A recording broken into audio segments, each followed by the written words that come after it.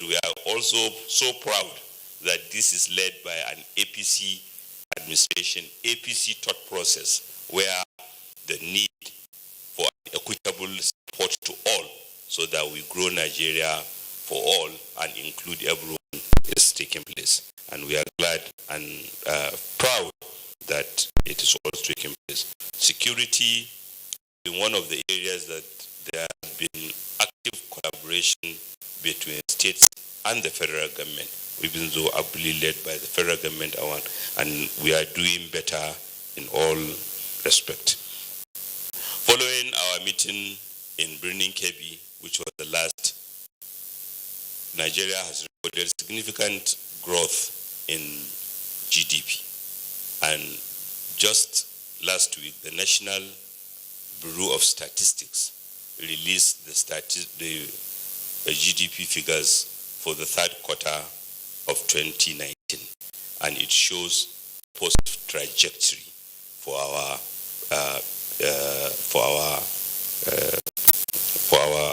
GDP. So this again is further evidence that economic policies of Nigeria are taking place. Mr. President,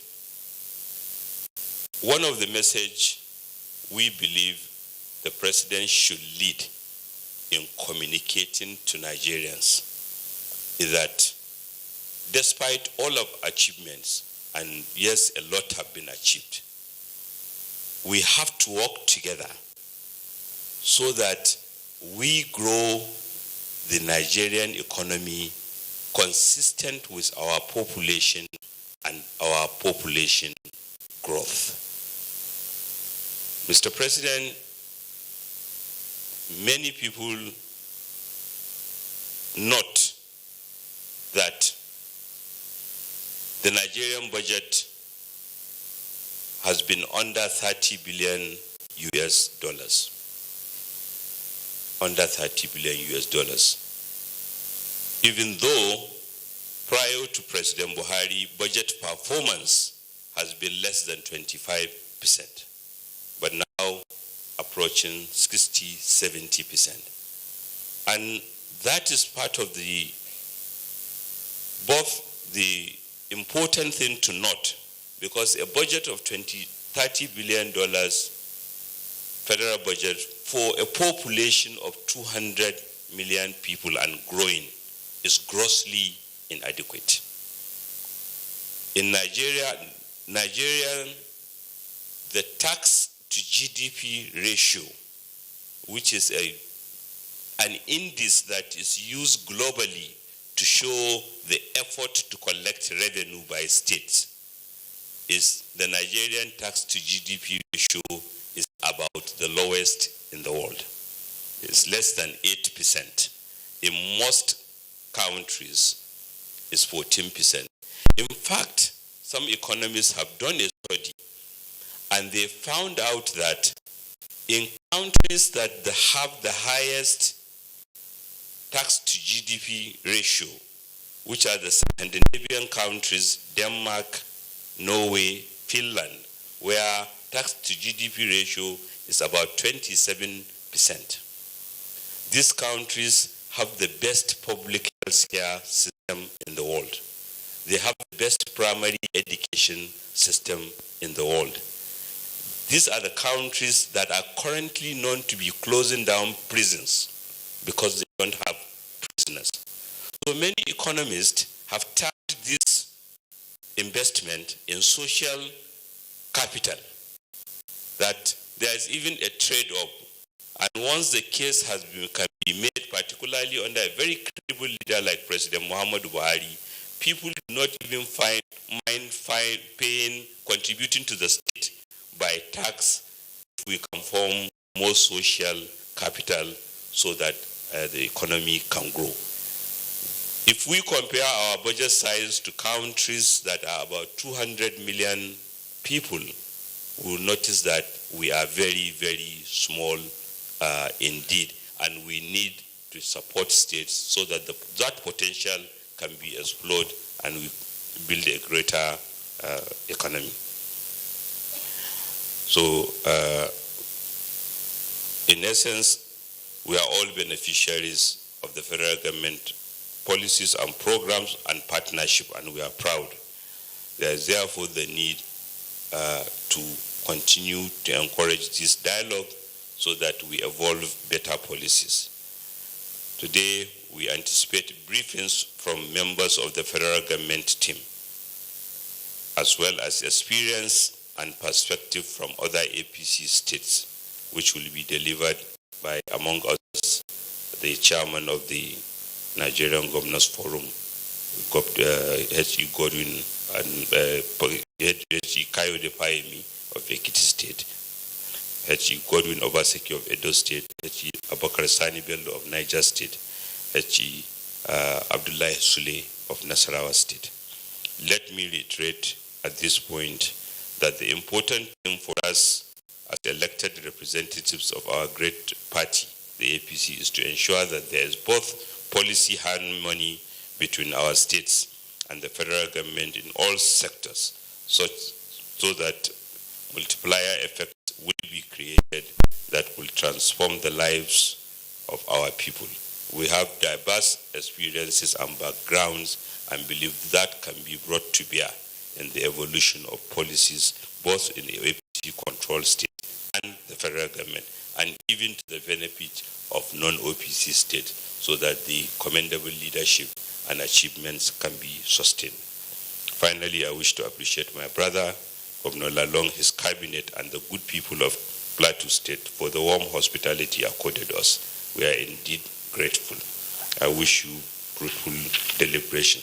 Long live the Progressive Governors Forum. Long live the All Progressive Congress. Long live the Federal Republic of Nigeria. Thank you. Thank you very much, His Excellency, the Chairman. Yes, that was His Excellency Abubakar Atiku Bagudu, Governor Kebbi State, the Progressive Governors Forum Chairman.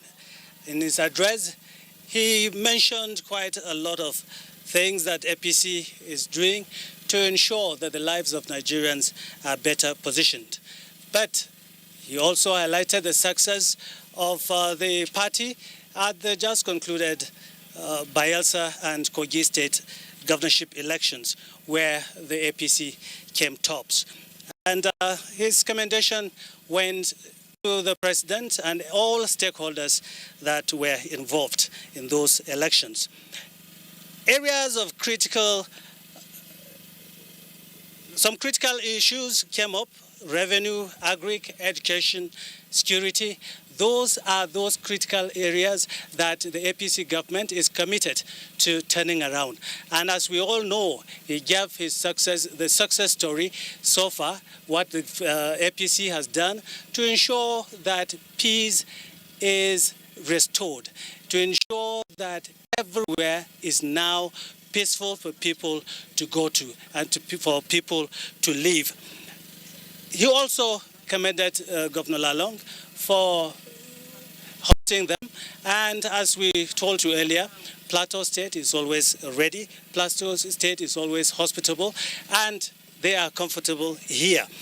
And so, the major concern of the government is the situation in the country, to ensure that the lives of people are uplifted, and that he said they will discuss today at this meeting. Kogi and Bayelsa were the two states that had their elections recently. The peaceful nature that it went, he also gave it to the party. The vast potentials in the country, he said the party and the government is working towards revamping all the sectors in the different states. All over the nation, we have potentials everywhere, and the government is ensuring that all the states bring. Okay, thank you very much.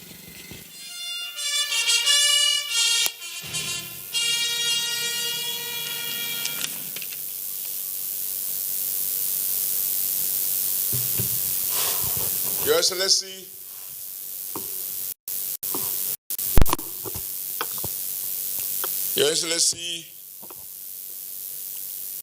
the President of the Federal Republic of Nigeria, here ably and very competently represented by the Secretary to the Federal Government, Comrade Boss Mustafa, Your Excellency, the Chairman of Governors Forum, Dr. Kayode Fayemi, Your Excellency, the Chairman of Progressive Governors Forum, Governor Atiku Baguru, Your Excellency, the Comrade Governor of Jigawa State, Mayor Calculator, and the Chief Nursing Officer of the party, or is it Nursing Officer now? No, midwife. Your Excellency, by my reckoning, the tallest governor and one of the newest governor in town, Governor Sule of Nasarawa State. Your Excellency, Governor Abubakar Sani Bello of Niger State. Your Excellency, and this one, my own brother, Mr. Godwin Nogegase Obaseki of Edo State, the Governor of Kogi State, who is simply represented by a brand new Deputy Governor, now two-time Deputy Governor, by the way, the Honorable Minister of State for Health, other ministers here present, members of Plateau State House of Assembly, particularly the Speaker, and members of the APC, the Chairman of APC. No, I have made the mistake now, problem of not writing down my protocol. I'll get sacked before I get back to Abuja. Members of the National Working Committee, particularly the Treasurer. It doesn't matter how lean his treasury is. Adamu Fanda, and the National Vice Chairman, North Central, and we are in your zone. Comrade Wambai, or Malam Wambai, the National Welfare Secretary, Comrade Masari. Let me particularly acknowledge the Plateau State. This mic shouldn't go on strike. Of the APC and members of the APC in Plateau State, and comrade workers of Plateau State, including the two eloquent masters of ceremony. Yesterday, I told my brother, the governor of Plateau, listening to the lady that officiated last night, I said, you have extremely competent, fluent, eloquent people in Plateau State. And this morning, listening to you, your face, by the way, looked like that of the president's communication advisor, Femi. You know, maybe age make me look different. You know, I think you are, I thought it was Femi, but I look closer and I realize you are not Femi. And you look very well fed, which shows you have gotten your alert. Your Excellency, as you can see, I am invited to speak because somebody decided to tinker with the agenda. So I will tinker with my comment. Let me join the Plateau State Governor and that of the Progressive Governor to welcome our President, who is ably represented by Boss Mustafa. The Governor of the Chairman of Progressive Governors, I've already spoken to all of the positive things, initiatives by Mr. President, which sometimes some of us feel the President should be more partisan. But President believes, and rightly so, that he is father of all, elected on APC platform, but to govern the whole of the 36 states. And all of those initiatives that he alluded to are things that can physically be verified in each of the 36 states. So we cannot take for showing a difference between a progressive president and other kind of presidents that were there before him. But let me also say that, boss, we must also appreciate your contribution in this process, because it's the president that we see, but there are people working behind the scene to ensure that the presidency functions properly. I've had the privilege of being a governor during the tenure of previous secretary to government and when you came in. And there can be no question that, boss, you have brought on board fresh initiative, energy, proactiveness, and even when you speak, sometimes it's like you are the speechwriter. So I also want to appreciate the leadership and the renewed vigor that you have brought to the office of Secretary to the Government of the Federation. And may God continue to use you for the good of all. But to be honest, even if I didn't have the privilege of speaking, I was going to do a letter to my friend and my brother. Yesterday, somebody was like, trying to describe the governor. And I said, if I had dressed like him, the lady would have had difficult task. Because he said, I love you, Comrade Chairman, but I love my governor more. I said, but if I dress like your governor, you will spot the difference. And then the governor narrated how we gave him special treat when he appeared for screening. And I said, to screen him is to screen myself. So in that our small club of people who are vertically balanced, there is a way we have agreed between the Vice President, El-Rufai, myself, Lalong, and if I will have enough number, we may even amend the Constitution. So that people who are, let me stop it here, because boss will be angry with me. But to be honest, I have enjoyed my visit. Last night, I slept like I've never done over the past 2 years. When they say this state is beautiful, God designed it to be so. I stepped out of the aircraft and it was like air conditioned all over the place. Only God can make that possible. And I slept in my room and I have to put off the AC, the air condition, where I should know, politically speaking, we even put off the AC. Kaude, you were part of it. We put off AC in order to join APC. But when our rooms get hot, we now go and reluctantly put on AC that we have already put off. Boss too, you were part of the AC that we all agreed to put off.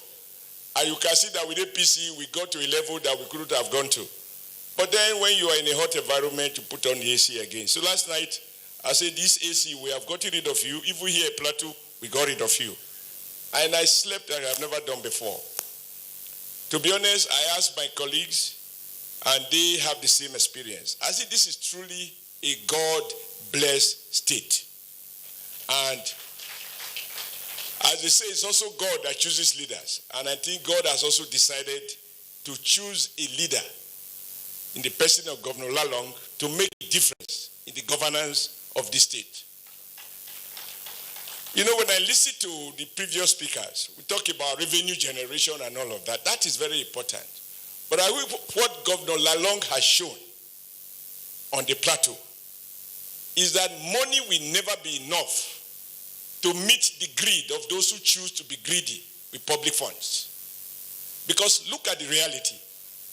Under your predecessors, this state earned more revenue from the federation account. And yet, salaries were not paid. That is why alert is now significant. Then you came in, revenue has dropped, as the president eloquently reminded us at the NEC meeting 3 days ago or 2 days ago. And yet, Joe, with the sheer will and determination and proper reordering of your priority and your conviction about the fact that government and governance is about public welfare, the welfare of the citizen, you choose that salary must be paid, not because you have the revenue, because you know it will be criminal for people to work and not to get paid for whatever reason. So when the workers of Plateau call you Mr. Alert, I want to add another one. Before you came in, because we are not too good in documenting what is right. We are very good in amplifying what is wrong. I believe I speak the mind of Plateau people, not just the workers who are my comrades, that you can also be rightly described as Mr. Peace. Because just yesterday we were reminded that even polo game, big men could not come, even with their security escort, because of the security environment. You have come in not to lament insecurity, not to indulge game, but to sit down and think differently and do a couple of things differently, including creating what you now call peace building committee. And the evidence is all over the place. We now know, even from the development literature, that you can't have development unless you have peace. So I think, knowing what we now know about what has changed in terms of peace, I like to amend your name to say you are Mr. Peace and Mr. Alert. Because if you get alert and you are hearing people are being killed, people are running, houses are being burned, you won't even be able to visit your bank to use that alert. May God continue to use you as an example that peace is possible when leaders are broad-minded, when they have the capacity to work beyond primordial sentiments and give example that we are all brothers and amplify what unites us and de-emphasize what seems to divide some of us. So I thank all your well-wishers in thanking you for the beautiful job that you are doing in Plateau. And when I talk about your leadership and creativity, you know, we just passed through election, and I'm sure Mr. Calculator will confirm this. We were told that in Bayelsa State, there are no pay salaries for 6 months.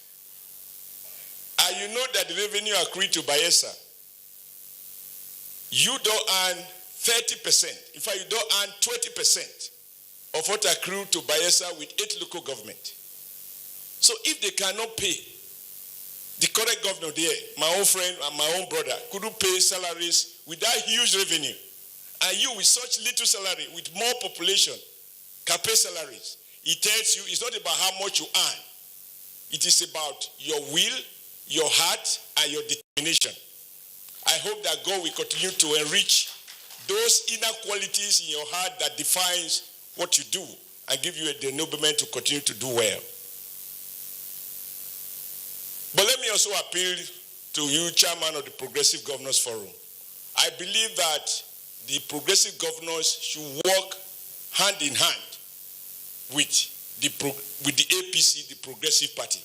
Because like you said, we all can work faster as individuals, but we'll be more steady when we work together.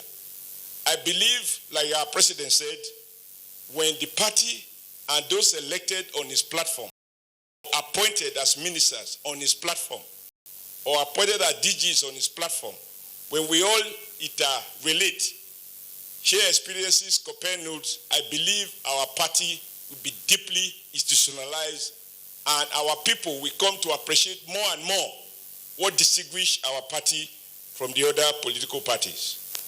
I want to leave you with one advice. I believe that of all the challenges we face, we must refocus on education. Because the long-term basis for peace and security and even energizing the economy and fighting unemployment and poverty requires that people are equipped in a world that is increasingly a smart world, that is ICT-driven, knowledge-driven world. And I believe APC governors are making a difference by showing more interest and doing more practical, giving more practical expression to our commitment to functional, quality, basic education. Let me conclude by this point. I understand the theme of this conference is improving public service delivery. But you know, this is a very viable topic to discuss. Because how does it be the first to pay not only the new national minimum wage, but the consequential adjustment arising from jacking up the bottom? I'm pleased that there are already some progressive governors that have taken proactive steps to address this. I plead that you give this a priority so that when other governors are fighting whether or not to pay, we will say progressive governors have paid. And I believe if there is a will, there will be a way. Lastly, I think we must use this forum to publicly identify and commend the decision of the federal government to close our borders. It is true, we have always said over the years that Africa is the centerpiece of our foreign policy. And African nations clap for us when we so speak. But those of you who have attended foreign conferences, you find that when Nigerians are standing, you don't get that automatic support. I think we should begin to move towards Nigeria and Nigeria first as the center of our foreign policy, as the center of our regional politics, and as the center of our continental politics. There has to be Nigeria before we can support other nations. So I urge us to support the closure of the border.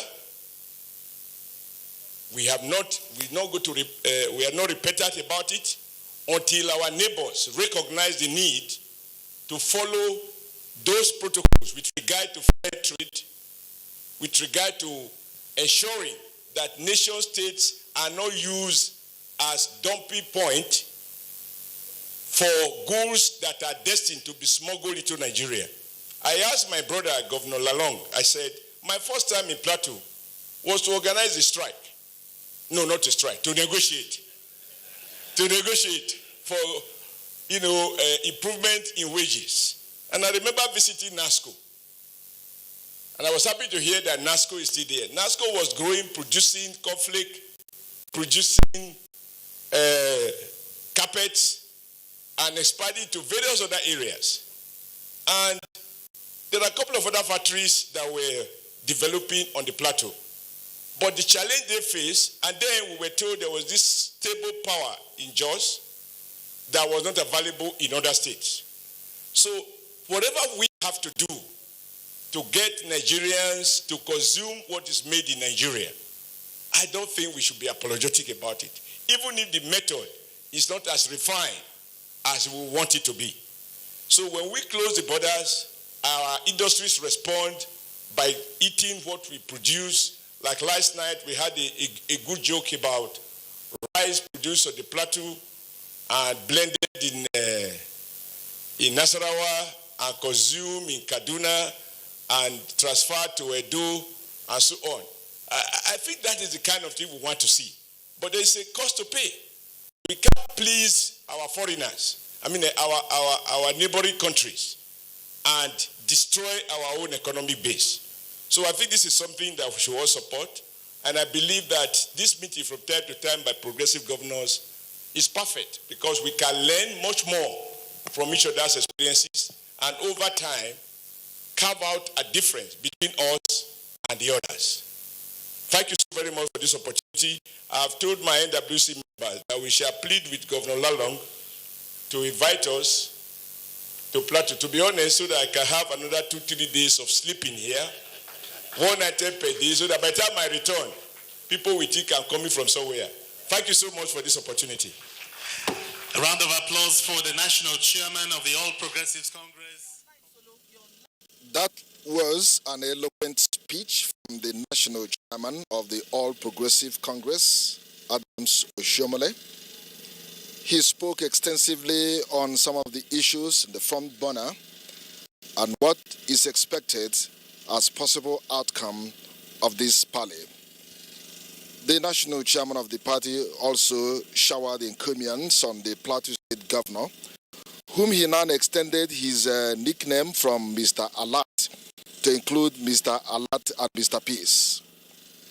The national chairman went further to advise all the APC governors to be the first to pay the minimum wage and all the consequential adjustments as a way of setting example. At this point, we are inviting the representative of Mr. President in the person of the Secretary to the Government of the Federation, Boss Mustafa, for his address.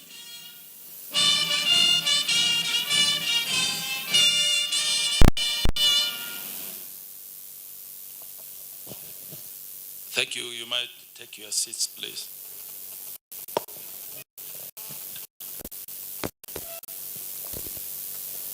The National Chairman of APC, Comrade Adams Oshomole, the Governor of Kogi, Chairman of the Progressive Governors Forum, Your Excellency, the Governor of Ikiti, Chairman of the Nigerian Governors Forum, and our host Governor, Governor of Plateau State, who is the Chairman of the Northern Governors Forum. Your Excellencies, the Governors of Nasarawa, Jigawa, Niger, Edo, and Your Excellencies, the Deputy Governors of Gombe, Kogi, and Plateau States, the Speaker of the Plateau State House of Assembly and members of the National Executive Committee of the APC, members of the State Executive Committee and permanent secretaries, heads of MDAs, heads of security agencies, distinguished participants, distinguished ladies and gentlemen. Before I read Mr. President's address, let me make one or two interventions based on the remarks, particularly of the chairman of the Progressive Governors Forum, when he made an appeal to the fact that the federal government should collaboratively engage with the states, and to assure him and all his colleagues that we are doing precisely that, and we will continue to do more, because we believe strongly if we do not work in partnership with the states, and by extension, the local governments, whatever policies are formulated at the national level are not properly cascaded to the local and the state level, the effect of those policies will be lost in the process of implementation. When I assumed office as Secretary to the Government of the Federation, one of the first things I realized was that there was a major disconnect between my office and the offices of the state secretaries to the government. And I created a platform immediately and called for a meeting that we have scheduled to hold quarterly. And we've tried as much as possible to do that quite religiously. The simple reason being that we drive the processes of government at our different levels. And if policies are formulated at the national level and they are not properly driven to the state through the offices of the secretaries to the state government, you would find a major gap when it comes to implementation. We went further by now looking at the operations of the cabinet affairs offices of the various states. And we also created a platform and invited permanent secretaries and secretaries to the government, particularly permanent secretaries that deal with cabinet affairs matters, to a meeting. We brainstorm, and in the process, my office produced a cabinet affairs handbook to help guide the processes of governance, to help guide the implementation, to help guide tracking of policies of government when decisions are finally taken at the different levels of the executive councils. We've gone a little bit further so that we can deepen these processes to ensure that if we are all said and gone, the values that we will leave behind, the implementation strategies that would have been drawn up over the years would be sustainable. We now have invited directors at the MDA levels to a training process where we would equip them with skills on how to even draft council memos. Because the council memos are the basis upon which the Federal Executive Council and the State Executive Council take decisions. And those decisions remain there forever. They become permanent records of the various levels of government. And if they are not properly crafted, you can take a decision on a wrongly worded and crafted document that would put your agency, your government, your institution at jeopardy. So we are doing that. And I believe that with the support of the Progressive Governors Forum, under your able leadership, sir, we will be able to create an institution that will remain a legacy for this nation and a sustainable and workable institution. Now back to my primary assignment. That is to read the speech of the President of the Federal Republic of Nigeria. I am happy to be present here to declare open this important parley between the federal government and the Progressive Governors Forum, which aims at strengthening our public service delivery. I view this parley as a reflection of the collective commitment and determination of the federal and state governments to work harmoniously towards finding solutions to the developmental challenges facing our dear country. Let me use this opportunity to commend your contributions at the subnational levels to the socio-economic, cultural, and political development of our dear nation, Nigeria. Nigeria analysis has shown that the economic growth and competitiveness of our nations is a product of a harmonious collaboration of all tiers of government, particularly in the federal setup like ours. This administration has remained committed to providing the welfare of all Nigerians, and that is why this administration has remained justifiably proud of the singular achievement of bringing our economy back on track from recession and placed it on the path of growth and competitiveness in the last 4 years, especially in the areas of human capital development, infrastructure, and prosperity. Early in 2019, Nigerians overwhelmingly re-elected me as their president. That election was a referendum not just on my leadership, but also on our party. Similarly, some state governors were re-elected while new ones also came on board. To whom much is given, much more is expected. It is therefore incumbent on us to meet the expectation of our teeming population. There should be no room for excuses, and that is why the outcome of this parley becomes very critical. Your Excellencies, I was made to understand that the last Federal Government Progressive Governors Forum parley took place in Benin, Kebbi State, and the focus of that parley was on 4 key sectors: agriculture, economy, social protection, and education. As a consequence, we are currently on a positive trajectory of food sufficiency, especially in some staple crops.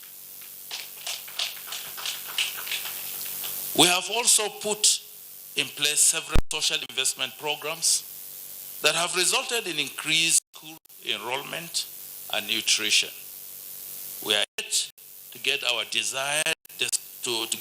desired destination, as much still needs to be done. The decision to focus at this current parley on yet another set of 4 key sectors, namely transport, health, education, and humanitarian and disaster management, is equally very commendable. Fortunately, these areas are shared responsibility because they are on the concurrent list of legislation. Both the states and the federal government have deeper roles to play. On the part of the federal government, huge investments have been made in the transportation sector, especially the railway and road network. In recognition of the importance of humanitarian affairs and disaster management, I recently created a new ministry headed by a minister of full cabinet rank. This underscores the focus of my administration in ameliorating the challenges, present and future, faced by all Nigerians, especially the vulnerable ones. Records abound to show that the APC government since 2015 has made tremendous progress in these sectors, and we are determined to do more. Your Excellencies, I must at this point renew my call on the state governments to double their support in the anti-corruption battle, as the gains of our collaboration continue to face the danger of annihilation if corruption persists at the subnational levels. Going forward, we must all work together towards building a socially cohesive society in which resources of the country work for all. We will continue to apply public funds in such a way that no section of the country or segment of the population will suffer social exclusion. You are all quite aware that insecurity has remained a big challenge for us. We remain determined to subdue this challenge and secure the country more than ever before. While the protection of lives and property is a primary responsibility of government, it is also incumbent on the citizens to share in this responsibility, as security is a collective responsibility. Your Excellencies, Nigeria is on a renewed growth trajectory. Accordingly, we will do everything within our powers to sustain the current economic recovery efforts. We will continue to reinforce our macroeconomic policies to achieve sustainable economic stability and growth. We will also continue to ensure that the growth comes along with more jobs and a fair and just distribution of the national wealth. Your continued cooperation in this regard is very vital.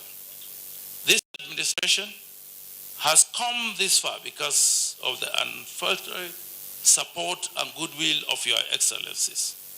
I am confident that together we would achieve our objective of building a united and prosperous Nigeria. On this note, I look forward to a very fruitful deliberation as I officially declare the third Federal Government Progressive Governance Forum Parley on Policy Synergy open. I thank you all for your kind attention, and may God bless the Federal Republic of Nigeria. Thank you, and God bless you. That was the presidential address by the Secretary to the Federal Government, Boss Mustafa, where he highlighted some of the successes of the federal government. He again commended the governors for supporting the federal government and ensuring that lives of the common people are touched positively. He said their input at this parley will be very, very important in the development of the country, and that the federal government has put in place social investment programs, and which has led to the increase, especially in school enrollment of those who hitherto would have not been in school. Issue of insecurity came up, which he said the federal government, together with the state governments, have worked together to ensure that peace has been restored.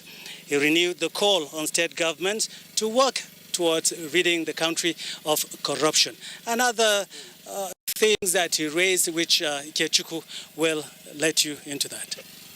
Yeah, thank you, Caleb. Just to remind you once again that this live transmission is brought to you courtesy of the Outside Broadcast Service of the Nigerian Television Authority, the largest TV network in Africa. I am Ikechukwu, and I've been bringing you up to date of the event with Caleb. We also want to let you know that the essence of this parley is to seek for further ways of collaboration among the APC states and also with the federal government as the major partner, which has made a firm promise to Nigerians to take the country to the next level. I once appreciate this parley because at the end of the day, it is going to be a blueprint which the participants is going to come up with to fast-track development in APC states and by implication across the country. From APC state.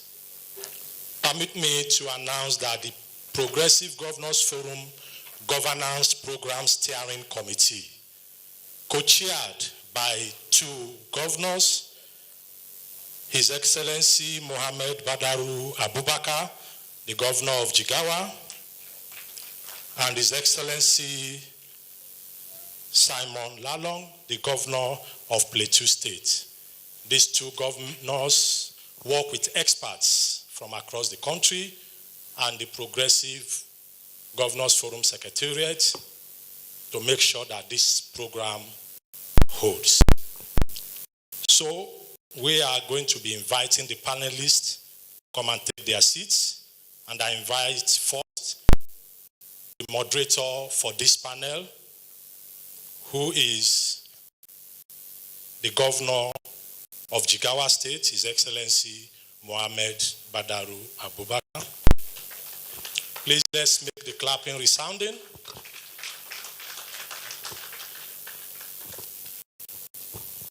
Permit me also to invite other members who will be part of the panel. His Excellency Dr. Kayode Fayemi, the Governor of Ekiti State. Please move to your seat here. His Excellency Governor Godwin Obaseki, Governor of Edo State. His Excellency Abubakar Sani Bello, the Governor of Niger State. I'm sure he just stepped out. His Excellency Abdullahi Sule, the Governor of Nasarawa State. And then I invite one of the representatives of the federal government who is to be speaking to us on what the federal government has done. He is distinguished Senator Olonunibe Mamora, the Honorable Minister of State for Health.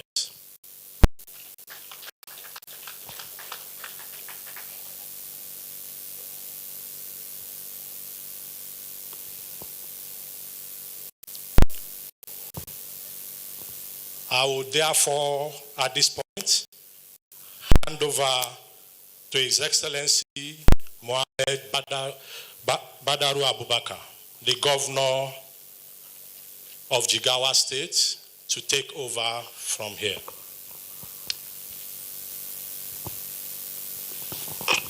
Thank you very much.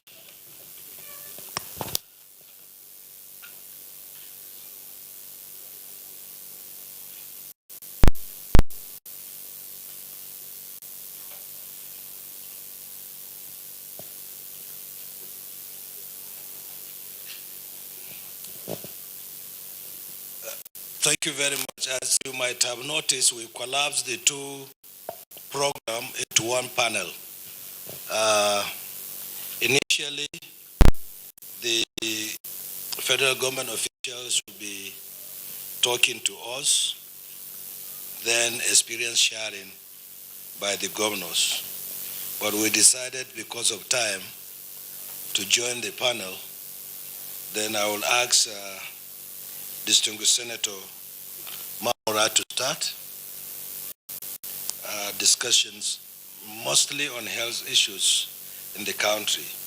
As you are aware, the PALI is supposed to focus on insecurity, education, and health. So we start with health. I wonder why they didn't include economy. As we always joke with the doctors, they go to learn how to take care of people's health, and we, the accountant, we say we take care of their wealth. So, distinguished Senator, can you please start the presentation, please?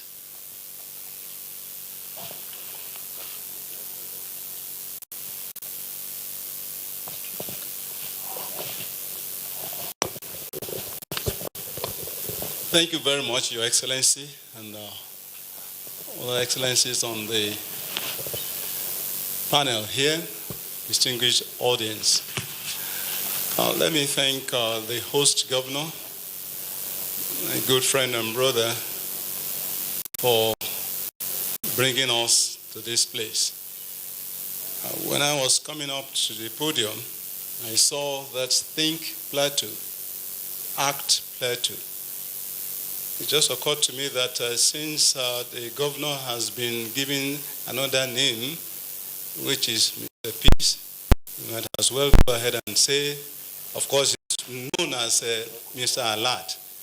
So we can say, think alert and then think peace.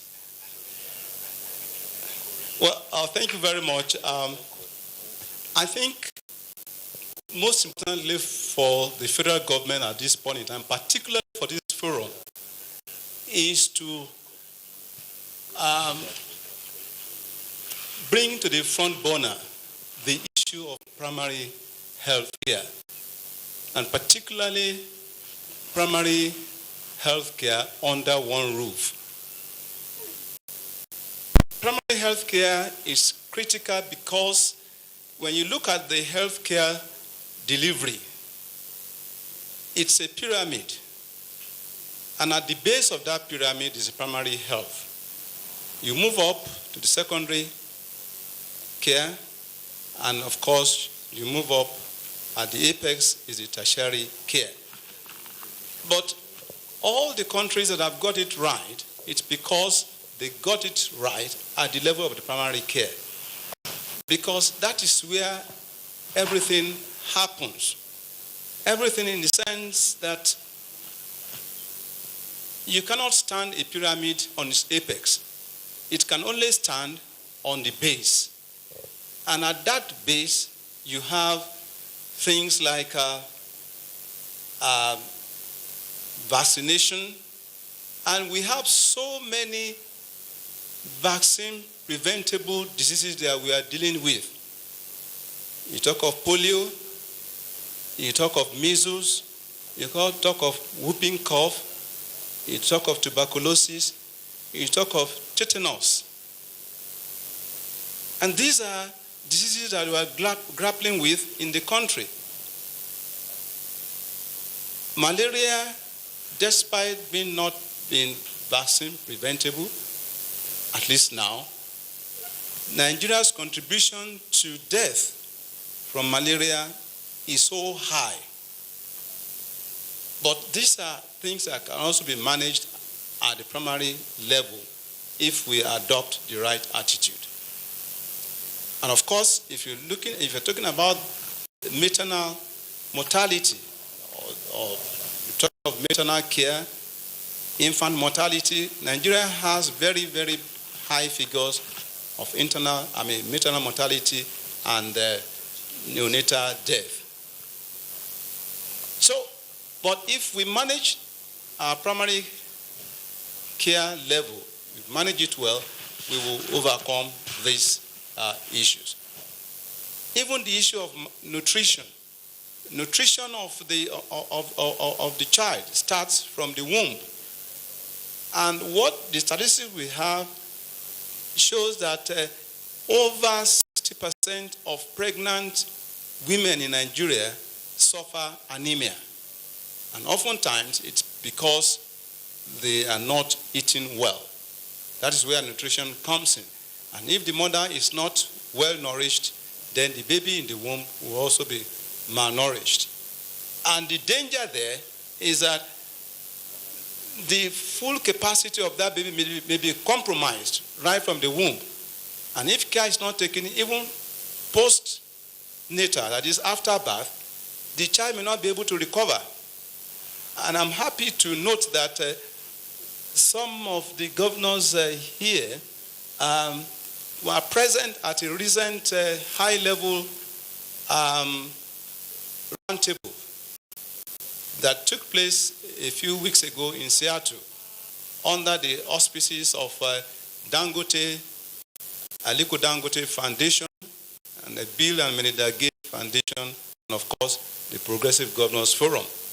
where these issues were laid bare to the representatives of the Progressive Governors Forum who are present at that party. So to emphasize the need for us to do what we need to do to ensure that primary health care under one roof becomes a reality. We tried to do that before in the 80s when Professor Oligwe Razankuti, even though the military was the health minister there. But somehow along the line, we appear to have derailed, and then we didn't get it right. So this is time for us now to go back to the basics, start to strengthen the primary health care under one roof by addressing the distortions in the system so that we can get it right.